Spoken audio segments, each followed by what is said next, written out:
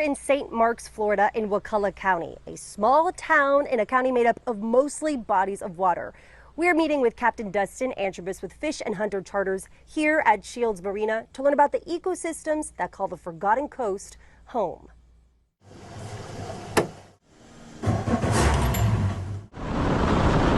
World's better when you're out on the water. It's what Captain Dustin Antrobus does every day, every year. This is the world's second largest grass flat.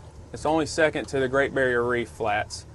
So, I mean, these are two rivers here. You have the Wakulla River, the St. Marks River, you have the Osceola River, you have Ocklackney River, Sopchoppy River, you got Apalachicola River. So we're constantly, and then on top of that, you have springs. It's an area unlike any other in the state. Dustin drives us around the shallow waters of Wakulla County, an area that's 80% water and comprised mostly of state and national parks and refuge. Because of this, life underneath the tannic water that's been colored by leaves and bark, is among the most nurtured in the state. I think if I was a redfish, I'd want to be from Wakulla. I think, I mean, we are the only boat on the water right here, so I think pressure. It's not as pressure, it's not as human interaction here. I think it helps a lot in keeping things as natural, or what's the word, keeping the homeostasis kind of at an optimal level. But that doesn't mean the area hasn't faced challenges. For one, populations of sea trout and mullet, which used to be plentiful in the area, have depleted. Dustin thinks one problem is anglers regularly hitting their limits on catches for the day. For trout, that's 5 per person each day. Another issue could be the heat, slowly killing off species that need more favorable conditions. Sometimes I think you're not always on a decline, you're just kind of not on the upswing.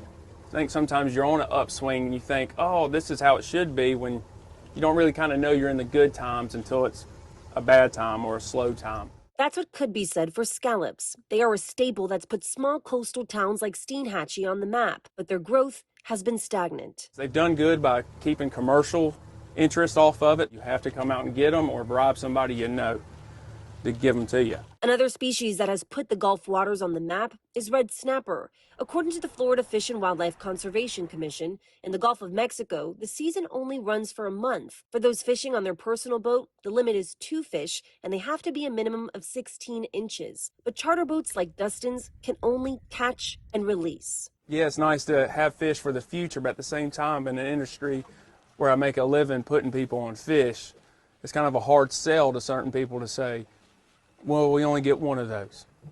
Yeah, and then that usually sparks up the why, and then that's a good point for conservation conversation. It's a difficult challenge. An area known as the Forgotten Coast has been virtually untouched for hundreds of years.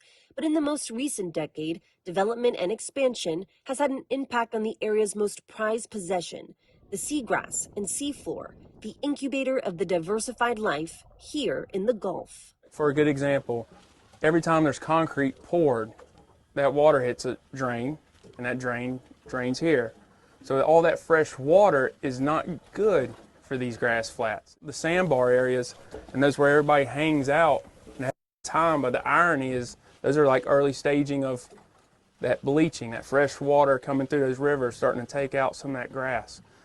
So my hope or my concern is that we don't sell out to a point where we're not taking care of all the things we've tried to protect. So how do we protect this shoreline and the creatures that call it home? In recent years, FWC has made strides in changing regulations for how much of a certain species of fish can be caught and when. But its enforcement, specifically with those visiting, is hard to track.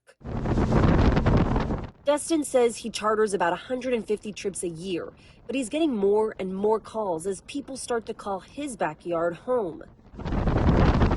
His goal is to inform them of what makes this place special. If you find this place, you're lucky enough to discover it or somebody tell you about it, you'll never forget it. And how important it is to not be greedy. The harder part is actually doing it and finding restraint to not just take what's here. Can we get past that, oh, I didn't know phase, or I was ignorant to maybe what the law was phase, or what? I think that's our biggest concern by far. Making sure there's enough fishing left for the next generation.